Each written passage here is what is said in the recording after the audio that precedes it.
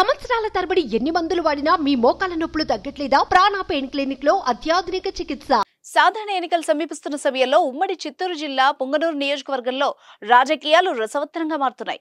ముగ్గురు రామచంద్రులు పోటీ చేయనున్నారు. వైసీపీ నుంచి మంత్రి పెద్దిరెడ్డి రామచంద్రారెడ్డి, టీడీపీ తరపున చెల్లా రామచంద్రారెడ్డి అలియాస్ చెల్లాబాబు, భారత చైతన్య యువజన పార్టీ అభ్యర్థిగా బోడె రామచంద్ర యాదవ్ బరిలో దిగుతున్నారు. దీంతో ఇక్కడ బిగ్ ఫైట్ జరగనుంది. ఎన్నికల ప్రచారంలో బీసీవై దూసుకుపోతోంది. ఈ క్రమంలో సోమవారం అధికార వైసీపీ బీసీవై మధ్య ఘర్షణ వాతావరణం ఏర్పడింది.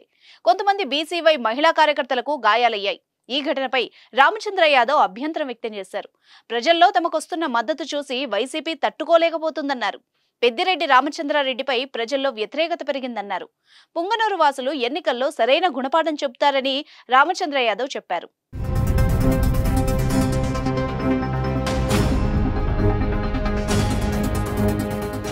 సుమన్ టీవీలో మీ పర్సనల్ అండ్ బిజినెస్ ప్రమోషన్స్ కోసం కింది నెంబర్కి కాంటాక్ట్ చేయండి.